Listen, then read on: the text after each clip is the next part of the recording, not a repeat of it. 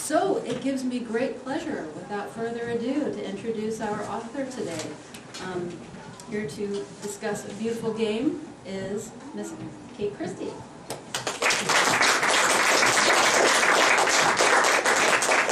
Welcome, everyone. I just want to say thanks to Claire and to Village Books for hosting the event.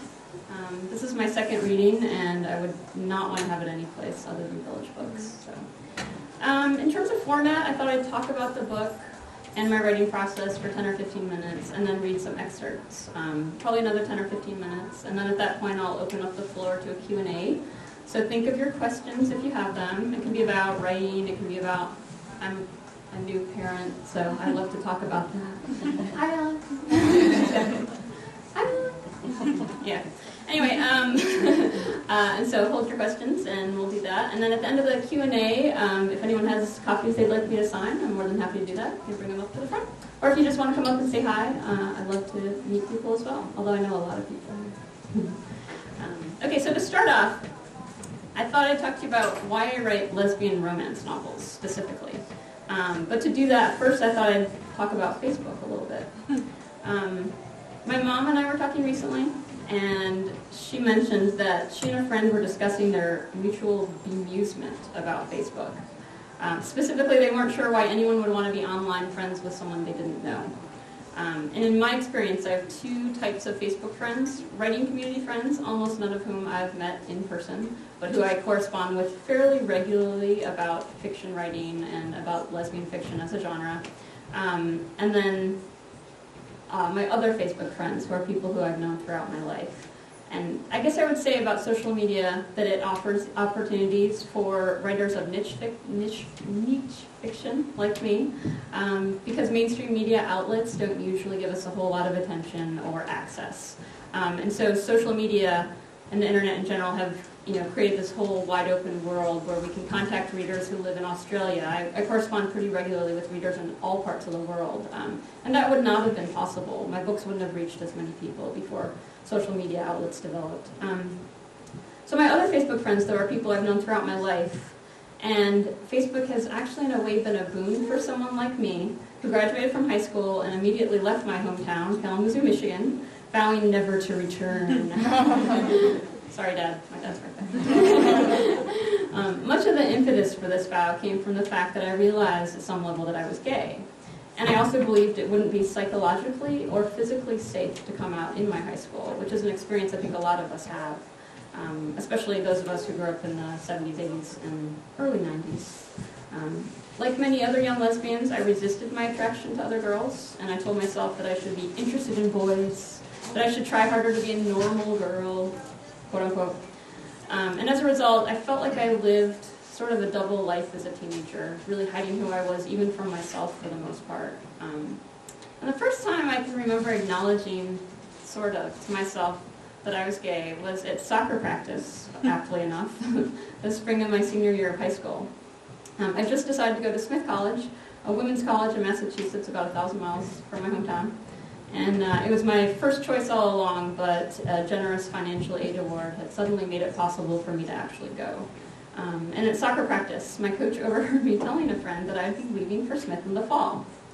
In front of the entire team, my coach made a very crude comment about not dropping the soap in the locker room, if I caught his drift. It took me a second to realize that he meant I would have to be careful of lesbians. I didn't catch on right away. But as understanding clicked into place, another thought occurred to me. My coach had it backwards. I would be the lesbian in the locker room that other teammates might worry about. But even as the thought skittered toward my conscious mind, I shut it down, because I wasn't ready to come out then, not even to myself. Looking back now, I realize that I picked Smith because I sensed that it might offer a community where I could integrate my sexuality into the rest of my life, where being gay could be one facet of selfhood among many different facets. Hi, Alex. Sorry. Middle class, white, Scotch-Irish Dutch, Michigander, agnostic, lesbian, student, and of course, soccer player. My freshman year of college, I joined the soccer team at Smith. And on one of our first away games, I took a shower with a group of upper-class women who, it turned out, were all gay. The straight members of the team got dressed without showering, avoiding the rest of us, while we gay women laughed and sang and razzed each other under the spray, unconcerned about our bodies or each other, comfortable in our own skin. At Smith, I could be me. I no longer had to hide the gay part from everyone just to survive. So 20 years later, things have changed a lot. I currently have a dozen or more Facebook friends from Kalamazoo Central High School. Go Lady Maroon Giants. Only a few of whom, friends, are gay, and yet all of whom seem interested in hearing about my life as it is now. Writer, university admin, wife, soccer fan, non-biological mother to our baby daughter. Well, sorry. And yet I still often feel the knee-jerk urge to hide part of my identity. My career as a lesbian romance novelist. So this summer I turned 13. My family drove from Michigan to Alaska in a Ford Escort wagon hauling a Coleman pop-up camper. Given the space we had to work with, our reading options were limited. So I soon finished my own books and turned to my older sister's stash of books in the car, which included a Harlequin romance. I read that book in what felt like one sitting, and it might have been, given that it took us 2 weeks to drive across Canada. I devoured it and kind of had my addiction born there to Harlequins. In the years that followed, I fed that addiction faithfully until 10th grade, when I lost interest in reading traditional romance novels. I'd started to write my own short stories and novels by then, and though I no longer read Harlequins, romance did usually play a role in the stories that I was writing. At Smith, I studied history and writing, and actually wrote the short story that served as the basis for Beautiful Game during a fiction writing class my junior year. Just as I'd resisted being drawn to girls in high school, I tried to resist the pull to write love stories. I told myself I should be writing other things, real things, serious things. And the intellectual and academic environment at Smith reinforced the notion that romance novels didn't count as literature, that genre fiction wasn't something any self-respecting Smith student or alum should spend her time on. Now, among our more famous alums from Smith, our authors are Sylvia Plath, Gloria Steinem, Julia Child, women who I definitely get the sense they didn't indulge in romance novels, or if they did, they probably didn't admit it publicly. And the fact just is and remains that in reading and writing circles, genre fiction like mystery, romance, science fiction tends to be considered lesser in a way than non-genre fiction. This was true at Smith, and it was true here at Western, where I got my master's in English a few years ago. And even in the queer writing community, there's still a division between genre fiction and non-genre fiction. Recently, another Washington State writer, some of you may be familiar with her, Lambda Literary Award winner Jill Malone, posted some comments on a blog that I was not super happy with. She wrote, in part, quote, "In the bookstore where I worked, it was understood that the good writers, like Jeanette Winterson and Sarah Waters, would be in general fiction, and the other writers would be in genre fiction. They were shelved there because there's fiction, and then there's genre," end of quote. Now, it might not have been her intent, although I find that difficult to imagine, but it sounds as if Malone was saying that genre fiction isn't and can't ever be good fiction. That it's somehow sub-fiction, actually creating a category under and below. And she's not alone in this view, of course. But despite the entrenched denigration, romance novels are unarguably popular among readers, especially. Jane Austen, often cited as the mother of romantic fiction, is one of the most widely read writers in English literature. According to the group Romance Writers of America, romance fiction has the largest market share of any genre at 13.5%, and achieved sales in excess of $1.3 billion in 1 year, 2008 alone. Yet romance novels are routinely scoffed at, their authors made to feel less than, as if they should be writing something else, something real.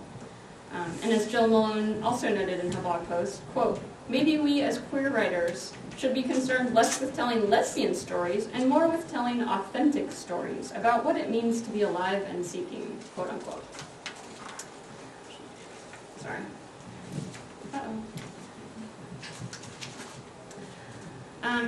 In interviews and at other events, I've said that I view writing lesbian romance novels as a consciously political act because the love that dare not speak its name takes center stage.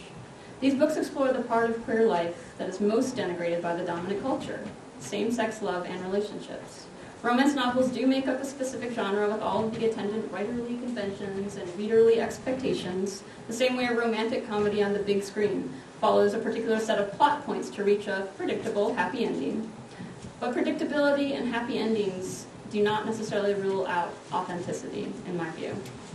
As I mentioned earlier, I sometimes hesitate when people ask me what I write. Usually I shoulder on ahead and say, I write romance novels, lesbian romance novels. I come out of the closet, so to speak. And while it isn't always a comfortable experience for me or for my conversational companion, I always feel better about myself afterward for having done so. As a lesbian romance writer, I have to decide weekly, sometimes daily, depending on the setting, if I'm going to be open about who I am and what I write, or if I'm going to lie. It's a continual coming out that never ends, just like being gay. And here's where Facebook comes back into the story. I recently reconnected with a junior high school friend, Hillary Harkness. Hillary and I were part of a motley crew of geeks who got to escape from our junior high and later our high school once a week for an English class taught at the local college. Hillary, it turns out, is also gay, and left Kalamazoo for Berkeley and the West Coast first, and then Yale Art School in New York City, never apparently to look back. When I told Hill in a Facebook message that I was writing lesbian romances, she responded that she should have known. Apparently when we were 13, I announced that I would be writing Harlequins later. She also told me she's now dating a Smith alum, and wishes I had clued her in sooner to the greatness of women's colleges. In a way, Hillary's art is based on genre fiction. She told me that many of her paintings, which are represented by a New York gallery and have been well received by art critics, and one of which sells for 10 times what I make in a year's worth of book royalties, have been inspired by vintage lesbian pulp cover illustrations. I love that. 20 years later, we've both integrated who we are into what we do. Her as a painter, and me as a writer. And I have to say, this is the happiest I've ever been. As one Facebook friend from grad school wrote on my wall recently, wow, dreams realized, congrats. I'm lucky because they have been.